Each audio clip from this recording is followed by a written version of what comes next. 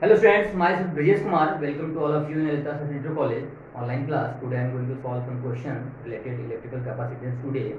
तीन क्वेश्चन हमने electrical capacitance से लिया हुआ है और तीनों क्वेश्चन अलग तरीके के हैं।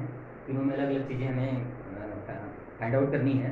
पहला क्वेश्चन, एक संधारित्र को 1000 वोल्ट से आवेशित करने पर वह 2 माइक्रोकूलाम आवेश ग्रहण करता है।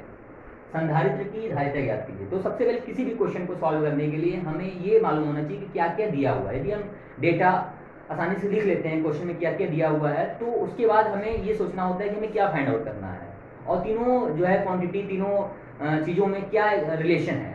तो रिलेशन सोचने से हमें क्या मिल जाएगा, फॉर्मूला मिल जाएगा। और फिजिक्स का क्वेश्चन सॉल्व करना बहुत ही आसान होता है। क्यों? क्योंकि ये सब फॉर्मूले बेस्ड होते हैं। शॉर्ट में आप इसको सॉल्व कर सकते हैं, लेकिन फॉर्मूले आपको याद नहीं होंगे तो आप कोई भी क्वेश्चन नहीं कर पाएंगे। तो सबसे पहले हमको डेटा लिखनी चाहिए। डेटा लिखने के बाद कौन सी क्वांटिटी हमें फाइंड आउट करनी है उसको एज द सिंबल हमें लिखना चाहिए। उसके बाद हमें ये सोचना चाहिए कौन से फॉर्मूले हम यूज करेंगे ताकि हमें वो चीज़ें आसानी से फाइंड आउट हम कर पाएँ उसको। तो पहले क्वेश्चन में हम डेटा लिख देते हैं क्या क्या दिया हुआ। क्वेश्चन नंबर 1 है, दिया हुआ वोल्ट दिया हुआ है। तो वोल्ट का मतलब हमें V की वैल्यू दी हुई है 1000। ठीक है, हम लिख लेते हैं सिंबल में। विभवांतर हमें दिया हुआ है जिसका मतलब वोल्ट होता है। उसके बाद हमें आवेश दिया हुआ है जिसको हम सिंबल में क्यू लिखते हैं। क्यू कितना, 2 माइक्रोकूलाम। तो आपको आप 9th में 10th में भी आपने पढ़ा होगा कि 1 माइक्रोकूलाम बराबर 10⁻⁶ कूलाम। मतलब 1 माइक्रो, आपने मीटर भी पढ़ा होगा। 1 माइक्रोमीटर बराबर क्या होता है, 10⁻⁶ होता है। तो यहाँ पे कूलाम लगा हुआ तो कूलाम लग जाएगा। 1 माइक्रोकूलाम बराबर 10⁻⁶ कूलाम। एंगस्ट्रॉम होगा तो 10⁻10 होगा। यदि पीको होगा तो 10⁻12 होगा। तो ये तीनों चीज़ें आपको याद होनी चाहिए क्योंकि आपको या तो माइक्रो में या तो एंगस्ट्रॉम में या तो पीको में ये दिया होगा। तो आपने क्यों लिख दिया। अब इसको चेंज कर लीजिए, 2 × 10⁻⁶ कूलाम। अब हमें क्या निकालना, हमें निकालना है धारिता। धारिता को हम C से डिनोट करते हैं, जिसमें कैपेसिटेंस बोलते हैं इंग्लिश में। तो C इक्वल टू हमारा क्वेश्चन मार्क। तो बिगिनिंग में ही आपको पता है C है, Q है, B है, तीनों में रिलेशन क्या होता है। तो C इक्वल टू क्या होता है, डिफिनीशन से Q/V होता है। अब इसी फॉर्मूले में हम वैल्यूज को क्या करेंगे, पुट करेंगे और इन्हें कैलकुलेट करेंगे और आसानी से हम C की वैल्यू फाइंड आउट कर सकते हैं। तो C इक्वल टू हो जाएगा, Q की वैल्यू हम रख लेते हैं 2 × 10⁻⁶ और V की वैल्यू रख लेते हैं 1000। अब ये क्या हो जाएगा, 2 × 10⁻⁶ और इसको हम 1000 को क्या लिख सकते हैं, 10⁻³ लिख सकते हैं। मतलब 10 × 10 × 10। तो अब क्या है कि हमने आपको बताया था कि यदि 10 की पावर कोई चीज़ है, यदि नीचे है और पॉइंट के नीचे जो प्लस में है पावर उसका, तो ऊपर जाएगा तो पावर माइनस में हो जाएगा। यदि पावर क्या है माइनस में, तो ऊपर जाएगा प्लस में हो जाएगा। तो ये क्या हो जाएगा, 2 × 10⁻⁶ × 10 की पावर कितना हो जाएगा, -6। अब आपने एक फॉर्मूला पढ़ा होगा क्लास 9th में मैथमेटिक्स में, x⁴m × x⁴n। यदि बेस आपका सेम हो तो उसका जो पावर होता है वो ऐड हो जाता है। क्या आपने पढ़ा हो, तो वो यही काम करने वाले। बेस क्या है, सेम है, पावर अलग अलग है। तो -6 -9 कितना होगा, सॉरी -6 -3 कितना होगा, -9 होगा। तो 2 × 10⁻⁹ और C का जो मात्रक होता है वो आप यहाँ से भी लिख सकते हो कूलाम प्रति वोल्ट, या फिर फैराड लिख सकते हैं। तो ये आपका आंसर होगा। इस तरीके से आप क्वेश्चन नंबर 1 को सॉल्व कर सकते हैं। अब हम क्वेश्चन नंबर 2 सॉल्व करते हैं। क्वेश्चन नंबर 2 में क्या दिया है, आप डेटा पहले लिखिए। 100 पिको फैरेड का संधारित्र, इसका मतलब ये क्या, C की वैल्यू दी, धारिता दी हुई है C। Question number 2, C equal to कितना दिया हुआ है, 100 पिको फैरेड। Pico farad.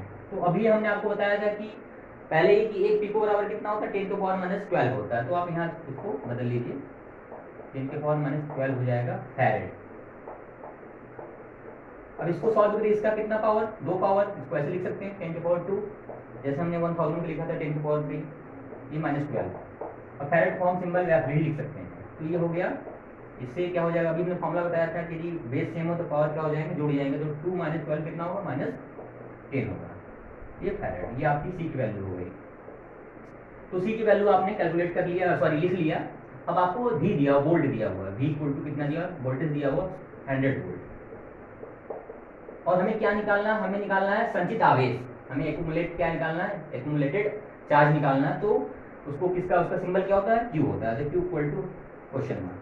तो अब हमें वही मेन फार्मूला जो हमने अभी अप्लाई किया है, क्या अप्लाई किया, C इक्वल टू क्या होता है, Q/V होता है। और यहाँ से यदि हम Q निकालें तो क्या मिलेगा, क्रॉस मल्टीप्लाई। तो क्या हो जाएगा, Q इक्वल टू क्या हो जाएगा आपका, C × V हो जाएगा। अब यहाँ पे रख कर क्या जो है कैलकुलेट करिए, आपको क्यू भी मिल जाएगा। तो चलिए रख लेते हैं, सी की वैल्यू रख लेते हैं 10 के पावर माइनस 10 और बी की वैल्यू क्या रख लेते हैं, ये दिया 1000, सॉरी सी की बी की वैल्यू दी हुई है 100। तो हम इसको ऐसे लिख सकते हैं 100 को 10 के पावर 2। अब इसमें हमने फिर बताया कि यदि बेस सेम हो तो पावर क्या ऐड हो जाएंगे, तो -10 + 2 कितना होगा, -8 होगा। ये आपका आंसर हो गया। और सी का जो हमको जो क्यू निकालना था, तो हम इसका क्या यूनिट लेंगे, गुलाम लेंगे, मतलब सी। ये आपका आंसर होगा।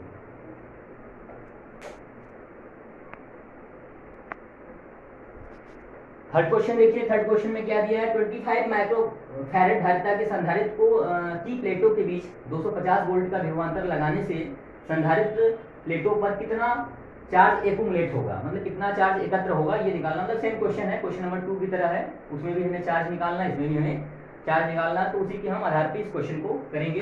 तो सबसे पहले हम लिख लेते हैं क्या क्या हमें दिया हुआ है। तो हमें सी दिया हुआ है 25 माइक्रो फैरेड।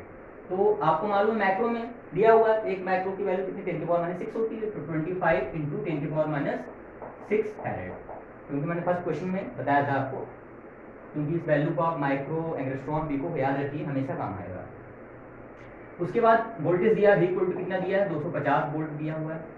और हमें क्या निकालना, हमें निकालना है Q equal to question mark. तो हम फॉर्मूला वही पहले लगाएंगे जो शुरू में लगाए हैं पहले क्वेश्चन में, इक्वल टू Q/V। यहाँ से Q निकालेंगे तो क्या हो जाएगा, C × V। अब सब डाटा को, सब वैल्यूज को अब यहाँ पे रखिए। तो 25 × 10 के पावर -6 और B की वैल्यू कितनी हो गई, 250। अब हम 25 का 250 मतलब सॉरी 250 मल्टीप्लाई करेंगे तो 625, क्योंकि 25 का 25 में मल्टीप्लाई किया जाए तो 625 आता है, 625 एक जीरो लग जाएगा और 10 के पावर -6। और इसे मानक रूप में लिख देंगे कैसे, 6.250 × 10 में प्लेस 1 2 3, तो प्लस में 10 से जा रहे हैं तो हो जाएगा 3 10 के पावर -6।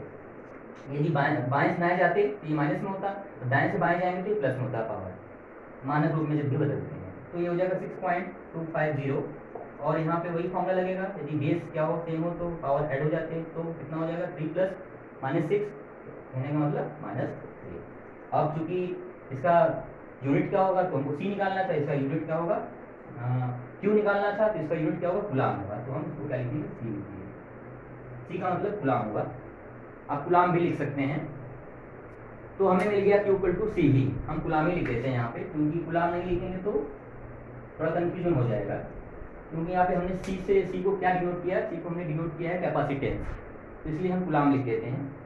तो उम्मीद करते हैं कि आपको ये तीनों क्वेश्चन समझ में आए होंगे। आप इन क्वेश्चन का प्रैक्टिस करिए, तभी आपको जो है क्वेश्चन समझ में आएगा। और सबसे इम्पोर्टेंट बात है कि मैंने इस तीनों क्वेश्चन को PDF में आपको दिया हुआ है, वहाँ पे भी क्वेश्चन को सॉल्व किया गया है, तो आप वहाँ से भी क्वेश्चन को चाहेंगे तो सीख सकते हैं। और यहाँ तो आप आसानी से क्वेश्चन को समझ सकते हैं, क्योंकि हर चीज़ें आपको मैंने बता दिया है। और उम्मीद करते हैं कि वीडियो आपको अच्छा लगा होगा। यदि वीडियो अच्छा लगा हो तो लाइक कर दीजिएगा, यदि चैनल को अभी तक सब्सक्राइब नहीं किया तो सब्सक्राइब भी कर दीजिएगा। और यदि आपको ये क्वेश्चन बिल्कुल नहीं समझ में आ रहा है तो आप इस लेसन से रिलेटेड सारे वीडियो देखिए, और PDF आपके पास नहीं है तो वो भी आपको उपलब्ध करा दिया जाएगा। संपर्क करिए ताकि चीज़ें और बेहतर तरीके से आपको आए। यही मेरी कोशिश है कि आपको चीज़ें और अच्छे से आए, और उसके लिए जितना भी मेहनत करना हो वो किया जाएगा। लेकिन आपको मेहनत ज़्यादा करना है, क्योंकि आपको इसलिए ज़्यादा करना है क्योंकि आप इसका प्रैक्टिस नहीं करेंगे तो आपको ये चीज़ें समझ में ही नहीं आएगा। और प्रैक्टिस 1-2 बार से आपको चीज़ें क्लियर नहीं होगी, आपको बराबर इस पर ध्यान देना होगा, फॉर्मूले को हमेशा याद रखना पड़ेगा और कैलकुलेशन को अच्छा करना पड़ेगा, तभी चीज़ें आपको बेहतर समझ में आएगा और आप कभी भी इस क्वेश्चन को कर सकते हैं। Thank you so much.